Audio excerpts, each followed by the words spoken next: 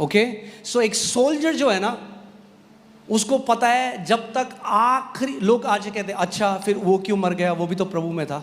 So people अगर say, ऐसे एक सोल्जर सोचने लग जाए फिर तो कोई आर्मी में जाएगा ही नहीं. so people say, oh, why did that guy died? He was also in the Lord. If a soldier thinks like this, nobody will go in the army. भैया ही डाइड बिकॉज लड़ाई चल रही है, but वो मर के भी मसीह के साथ चला गया, तो हार नहीं है किसी भी मसीह योद्धा की. That guy died because a war is going on. हार नहीं है.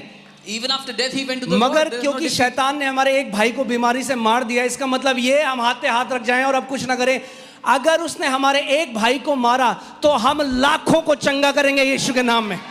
But because the devil killed one of our brothers in sickness, doesn't mean we do nothing now. No, because he has killed one of our brothers, we will heal lakhs of people. अगर दो दोस्त हैं army में और एक मर जाता है तो जिसका दोस्त है वो क्या कहता है? वो कहता है मैं भी हथियार छोड़ दूं. वो कहता है अब मैं और जोश से लड़ूंगा और बदला लूंगा अपने दोस्त की मौत का. If two friends are in the middle of a war and one friend dies, does the other give up now that my friend is dead? No, he takes up his weapon and he says, now I will fight all the more because I will take revenge for my friend's death.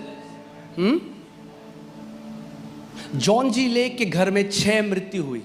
उनके भाई, उनकी बहन मरते गए एक के बाद एक. 6 people in John G. Lake's family died. His brother, his sister, and people. तो वो भी कैल्विनिस्ट बन जाते कि भैया ये सब प्रभु की इच्छा है. He could have also become a Calvinist. Oh, this is the Lord's will. वो इतना फ्रस्ट्रेट हो गया, उन्होंने अपनी बाइबल पकड़ी और बाइबल फेंक दी. ये सब झूठा है. He got so frustrated, he took his Bible and he threw it. This is all और a जब lie. बाइबल नीचे गिरी तो बाइबल खुल गई प्रेतों के कार्य 10:38 में. When the Bible fell down, it opened at Acts chapter 10 and his eyes went to Acts और उसमें 38. लिखा था परमेश्वर ने किस रीति से मसीह यीशु का पवित्र आत्मा और सामर्थ के साथ बपतिस्मा किया, जो भलाई करता चला और जो शैतान के सताए हुए थे, जो बीमार थे शैतान के, उनको चंगा करता.